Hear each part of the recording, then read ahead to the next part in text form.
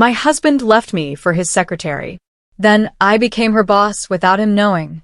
I'm Camille, 34, from Atlanta, Georgia, and this is how karma feels. I was standing in my kitchen at 6:30 in the morning, watching the coffee drip into the pot like it held all the answers to my life. The counter was still sticky from where I'd spilled honey the night before, one of those little messes you tell yourself you'll clean up later, then forget about until you're leaning against it in your pajamas, feeling it pull at your skin. My phone buzzed against the granite. A text from my best friend Sarah. First day at the new job. You've got this, queen. Show them what a real boss looks like. If only she knew.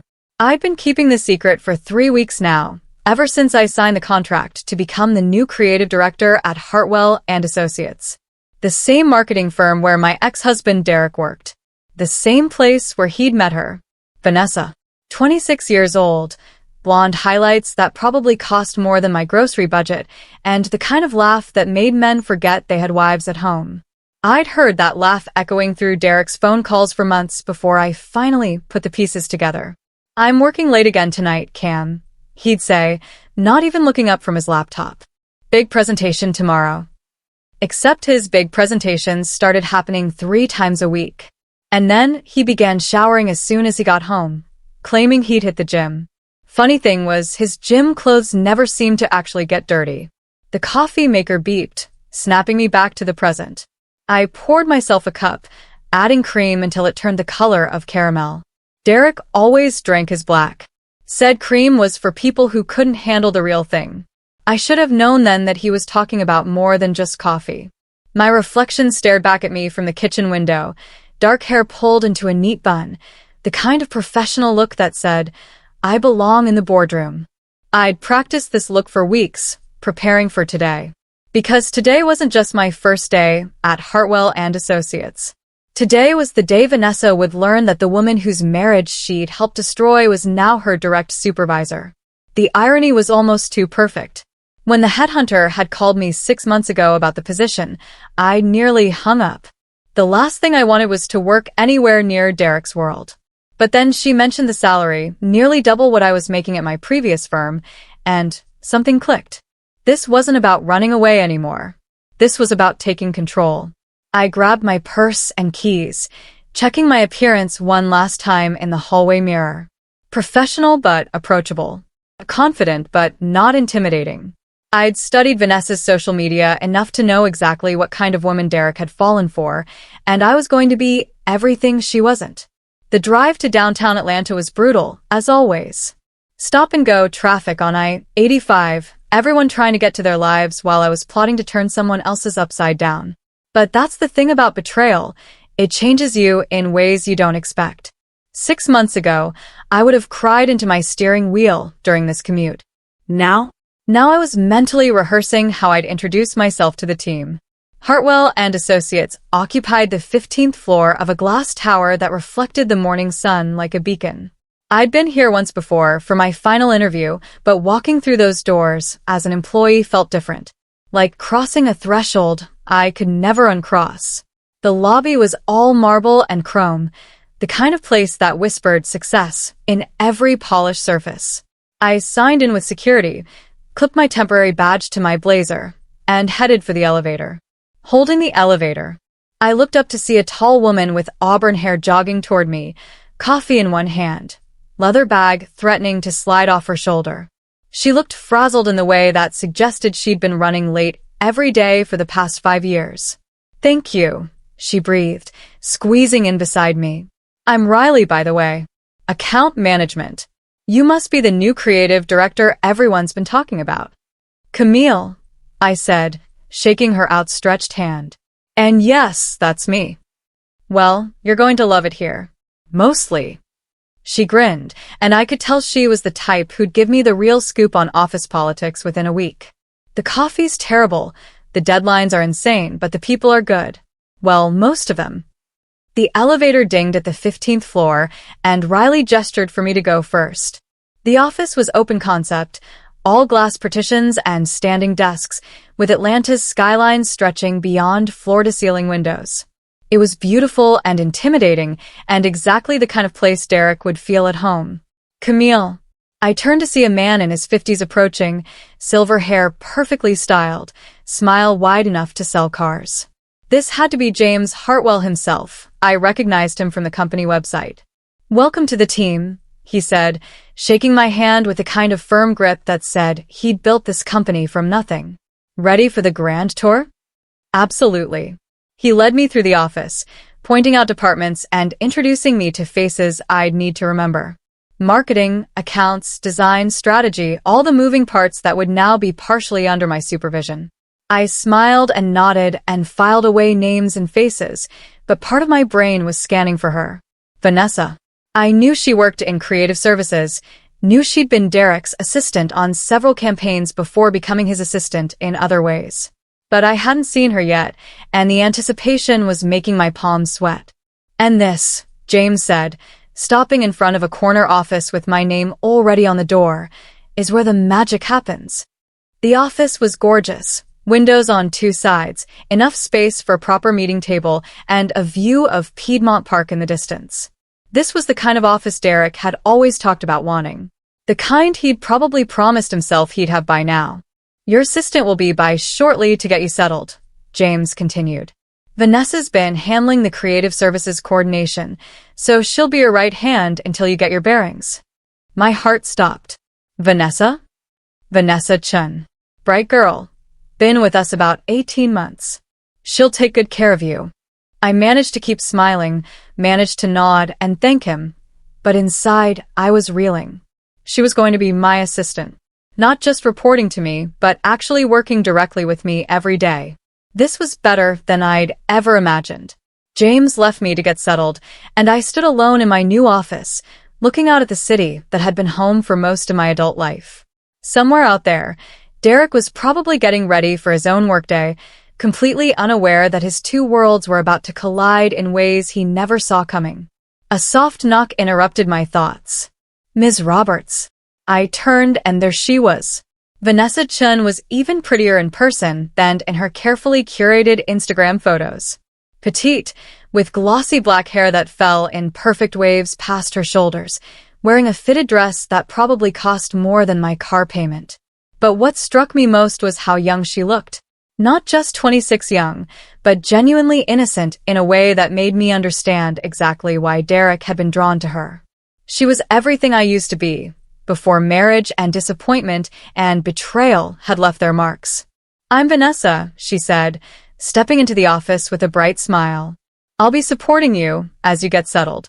I have your schedule for the week, and I thought we could start with introductions to the key stakeholders." She was nervous. I could see it in the way she clutched her tablet, the slight tremor in her voice. This was probably the biggest responsibility she'd ever been given, and she wanted to make a good impression. I almost felt sorry for her. Almost. "That sounds perfect," I said, keeping my voice warm and professional. "I'm looking forward to working with you, Vanessa." She beamed at that, and I wondered if Derek had ever told her about his ex-wife. If he'd mentioned my name during their pillow talk, or if I was just a ghost he'd left behind when he moved on to his shiny new life. Well, ghosts have a way of coming back to haunt you. And I was just getting started. By lunch, I'd learned 3 important things about Vanessa Chun. She took notes on everything, she had opinions about everyone, and she had absolutely no idea who I was. We'd spent the morning in back-to-back meetings, budget reviews, campaign briefings, team introductions. Through it all, Vanessa sat beside me with her tablet, occasionally leaning close to whisper context about office politics or client preferences. Her perfume was light and floral, the kind that probably came in a pretty pink bottle. Derek always said he liked women who smelled like flowers. "The Morrison account is our biggest challenge right now," she was saying as we walked back to my office after the strategy meeting. "The client keeps changing his mind about the creative direction, and honestly, the previous creative director wasn't great at managing difficult personalities." "What happened to him?" I asked, though I already knew. Richard Manning had taken a position in New York, leaving the role vacant at exactly the right time for my plan. "Headhunted by a bigger firm," Vanessa said with a shrug. "But between you and me, I think he was just tired of dealing with the drama." She settled into the chair across from my desk, crossing her legs in a way that was probably unconscious, but definitely practiced. I could see why Derek had been drawn to her. She had that effortless confidence that came with being young and beautiful and unaware of how the world could break you. "What kind of drama?" I asked. Vanessa glanced toward the door, then leaned forward conspiratorially. "Well, there's been some tension lately. One of our freelance consultants, Derek Walsh, he's been difficult to work with." My heart nearly stopped, but I kept my expression neutral. "Oh, he's talented, don't get me wrong. But he's been distracted lately. Going through a divorce, I think. It's affected his work." She shook her head sympathetically. "I feel bad for him, but business is business, you know?" The casual way she said it, like Derek's failed marriage was just another inconvenience in her perfectly organized world, made something cold and sharp settle in my chest. "That's unfortunate," I managed. "Divorce can be complicated." "I'm sure it is. I've never been married myself." She flashed that bright smile again. "Too focused on my career right now. Though I have been seeing someone recently. He's older, more established. It's nice to be with someone who knows what he wants." The audacity was breathtaking. She was sitting in my office, talking about my husband like he was some prize she'd won, completely oblivious to the fact that she was confessing to the woman whose life she'd helped destroy. "That sounds lovely," I said, proud of how steady my voice remained. "Work relationships can be tricky, though." "Oh, we don't work together," she said quickly. "I mean, not directly. He's more of a contractor. We met through work, but we keep things professional here." Liar. I'd seen the photos Derek thought he'd deleted from his phone. Intimate dinners, weekend getaways, her hand on his chest in what was clearly a hotel room. But I just nodded and made a mental note to add pathological liar to her growing list of character flaws. My phone buzzed with a text message. "Sarah again. How's the first day going? Any drama yet?" "Sorry," I said to Vanessa, glancing at the screen. "My best friend checking in. She's worried I'm going to be too nice and let people walk all over me in the new job." Vanessa laughed. "Friends always think they know what's best for us, don't they? Mine keeps telling me I should be more careful about getting involved with someone so soon after his divorce. She thinks he might not be ready for something serious." "What do you think?" I asked, genuinely curious about how she'd justify stealing another woman's husband. "I think when you find the right person, timing doesn't matter." Her eyes got dreamy, and for a moment, she looked even younger. "He makes me feel like I'm the only woman in the world. Like he'd do anything for me. The same things he used to say to me, word for word, in some cases." "That's beautiful," I said, and I almost meant it. There was something tragic about watching someone fall for the same lies that had once fooled me. "He sounds like a good man." "He is. He's been through a lot. His ex-wife really did a number on his self-esteem. From what he's told me, she was pretty controlling, always questioning his decisions, making him feel like he wasn't good enough." Vanessa shook her head sadly. "I can't imagine treating someone you love that way." The room went silent except for the hum of the air conditioning. I stared at her, this beautiful young woman who believed everything Derek had told her about our marriage, about me. In her version of the story, I was the villain, the controlling wife who'd driven her poor husband into the arms of his understanding secretary. "People often have different perspectives on the same relationship," I said carefully. "True. But I've seen how much happier he is now. How much more confident. Sometimes you don't realize how toxic a situation was until you're out of it." Toxic. That's what Derek had called our marriage. Not struggling, not complicated, toxic. As if 8 years of building a life together had been nothing but poison he'd needed to escape. I excused myself to the bathroom, needing a moment to collect myself before I said something I'd regret. The women's restroom was empty, all marble and soft lighting, the kind of place where you could have a breakdown and still look good doing it. I gripped the edge of the sink and stared at my reflection. This morning, I'd felt powerful, in control. Now I felt like that same broken woman who'd found Derek's hotel receipts 6 months ago, who'd confronted him in our kitchen while he packed his bags. "It's not about you, Cam," he'd said, not even bothering to deny it. "It's about me needing something different. Something uncomplicated." Uncomplicated. Like our marriage had been some puzzle he couldn't solve instead of a partnership he'd chosen to abandon. But that was then. This was now. And now, I had something Derek didn't know about. I had power. When I returned to my office, Vanessa was on her phone, speaking in hushed tones. I know, baby, but I can't talk long. I'm at work. A pause, then a soft laugh. I miss you too. Maybe we can grab dinner tonight? I want to tell you about my new boss. She looked up as I entered, quickly ending the call. Sorry about that, she said, slipping her phone into her purse. Where were we?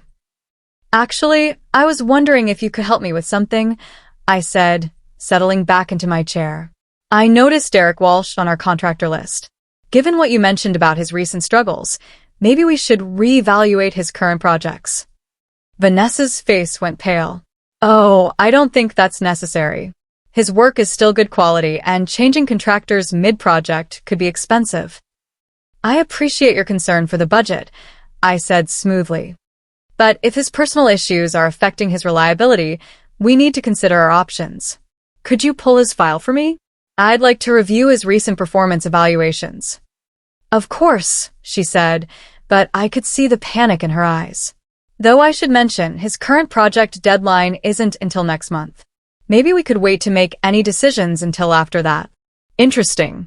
She was protecting him, trying to buy time. Did she think she could warn him? Get him to clean up his act before I had a chance to cut him loose? I prefer to review everything now, I said. Better to be proactive about potential problems. Vanessa nodded, but her hands were shaking slightly as she made notes on her tablet. Good. Let her be nervous. Let her wonder what I knew and what I planned to do with the information. My phone rang, the desk line, not my cell. Camille Roberts, I answered. Ms. Roberts? This is James Hartwell. Could you join me in my office? There's someone I'd like you to meet. Of course. I'll be right there. I hung up and looked at Vanessa, who was watching me with barely concealed anxiety. Mr. Hartwell needs to see me, I said. Can you have that contractor file ready when I get back? Absolutely, she said, but her voice cracked slightly on the word. As I walked toward James's office, I could feel Vanessa's eyes on my back.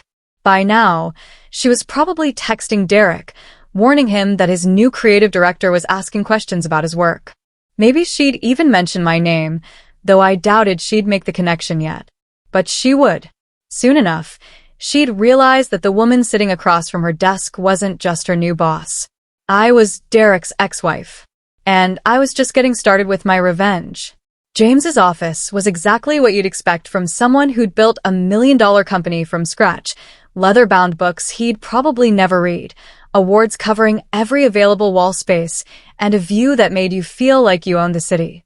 Camille, come in, he said, standing behind his massive desk. I'd like you to meet one of our key contractors. My heart stopped. Derek was sitting in the chair facing James's desk, turned away from the door. Same broad shoulders I used to trace with my fingertips, same way of running his hand through his hair when he was nervous. He started to turn around, and I watched his expression shift from polite professionalism to complete shock. Derek, this is Camille Roberts, our new creative director. James continued, oblivious to the tension crackling between us. Camille, Derek Walsh. He's been handling several of our major campaigns. Derek stood up slowly, his face pale. Camille. Derek. I kept my voice level, professional. What a surprise. James looked between us, clearly sensing something but not sure what. Do you two know each other? We've met, I said before Derek could answer. Small world. Well, that's convenient, James said with a hearty laugh. Derek was just telling me about some concerns with the Morrison account timeline. Since you'll be overseeing creative services, I thought you should be in the loop. I took the remaining chair, crossed my legs, and looked directly at Derek. He was fidgeting with his wedding ring, the one he was apparently still wearing despite having moved in with his secretary 3 months ago. What kind of concerns? I asked. Derek cleared his throat. The client has requested some significant changes to the campaign concept. It's going to require additional time and resources. How much additional time? At least 3 weeks. maybe 4. I pretended to consider this, watching him squirm. Derek had always been uncomfortable under scrutiny, even when he had nothing to hide. Now, sitting across from the wife he'd abandoned, discussing business like we were strangers, he looked ready to crawl out of his skin. "James," I said, turning to address my boss directly. "Could you give Derek and me a few minutes to discuss the project details? Since I'll be managing this relationship going forward, it might be helpful for us to align on expectations." "Absolutely," James said, already reaching for his coat. "I have a client lunch anyway. Derek, good to see you as always. Camille, welcome to the Hartwell family." The door clicked shut behind him, leaving Derek and me alone for the first time since he'd walked out of our house. The silence stretched between us, heavy with 6 months of unspoken words. Derek stared at his hands, then at the window, anywhere but at me. "So," I said finally, "how's the new apartment?" He flinched. "Camille, I can explain. Can you? Because I'm really curious how you're going to explain this." I gestured around the office. "You've been working here for how long? 2 years? And somehow you never mentioned that this was where your girlfriend worked." "She's not." He stopped himself, finally meeting my eyes. "How did you know? About Vanessa? Or about the job?" I smiled, and it wasn't kind. "Let's just say I've had some time to do my homework since you left." Derek ran his hand through his hair again, a gesture I used to find endearing. Now it just looked pathetic. "This is insane," he said. "You can't work here. Not with her here." "Actually, I can. I do. As of this morning, I'm Vanessa's direct supervisor." I leaned back in my chair, enjoying the way his face went white. "She's lovely, by the way. So young and optimistic. Really believes in true love conquering all." "Camille, please." "Please what, Derek? Please don't interfere with your new relationship. Please pretend I don't exist so you can keep playing house with a girl who's barely old enough to rent a car?" "She's 26, he said defensively. "Oh, right. My mistake. That makes it so much better." Derek stood up, started pacing to the window. "Look, I know you're angry." "Angry?" I laughed, and the sound was sharp enough to cut glass. "Derek, angry was 6 months ago when I found the hotel receipts. Angry was when I had to explain to my parents why you wouldn't be coming to Dad's birthday dinner. This." I stood up too, moved closer to him. "This is justice." "What are you planning to do?" "I'm planning to do my job. Manage the creative department. Oversee our contractors." I paused, letting the words sink in. "Speaking of which, James mentioned some performance concerns about your recent work." The color drained from his face completely. "You can't fire me. We have contracts." "I'm not going to fire you, Derek. That would be too easy." I moved even closer, close enough to see the flecks of gold in his brown eyes that I used to think were beautiful. "I'm going to do something much worse. I'm going to treat you exactly like you treated me." "What does that mean?" "It means I'm going to make you irrelevant. Slowly. Professionally. Until you understand what it feels like to have someone you trusted make you feel worthless." Derek stared at me, and for a moment I saw a flash of the man I'd married, vulnerable, uncertain, almost apologetic. Then his jaw hardened. "You can't do this to Vanessa. She doesn't deserve to be caught in the middle of our problems." "Our problems." The words came out louder than I'd intended. "Derek, you left me for her. She's not caught in the middle of anything. She is the problem. She didn't know I was married when we met. But she knew when she kept seeing you. She knew when she helped you lie to me for months. She knew when she let you move in with her 3 days after you walked out on 8 years of marriage." I was close enough now to see his pulse jumping in his throat. "So no, she doesn't get to play innocent victim here." Derek was quiet for a long moment, staring out at the Atlanta skyline. When he finally spoke, his voice was barely above a whisper. "What do you want from me, Cam?" The question hung in the air between us. What did I want? 6 months ago, I would have said I wanted him back. 3 months ago, I would have said I wanted him to suffer the way I'd suffered. But now, standing in this office with all the power I'd never had in our marriage, I realized the answer was simpler than that. "I want you to understand, I said. I want you to know what it feels like to lose something you thought was permanent. To have someone you trust make you question everything about yourself. And then what? When I've suffered enough, when I've learned my lesson, then what? I smiled. And this time it was genuine. Then we'll see. A soft knock interrupted us. The door opened, and Vanessa peered in, looking nervous. I'm sorry to interrupt, she said. But Camille, you asked for that contractor file? I have it ready. She was holding a manila folder, her manicured fingers white-knuckled around the edges. Her eyes darted between Derek and me, clearly sensing the tension but not understanding its source. Thank you, Vanessa, I said smoothly. Derek and I were just finishing up our discussion about project timelines. Derek looked at Vanessa, and I watched his whole demeanor change. His shoulders relaxed, his expression softened. This was how he'd looked at me once, like I was the most important person in his world. I should go, he said, not taking his eyes off her. I'll have those revised concepts to you by Friday. I'll walk you to the elevator, Vanessa said quickly. They left together, and I watched through the glass partition as they walked across the office floor. Derek's hand brushed against Vanessa's back, a gesture so small and intimate that it made my chest ache. She looked up at him with those bright, trusting eyes, probably asking if everything was okay, if I'd been difficult to work with. He would reassure her, of course. Tell her I was just another demanding boss, nothing to worry about. Maybe he'd even take her to lunch, somewhere quiet where he could spin this morning's events into another story about his unreasonable ex-wife. But eventually the truth would come out. It always did.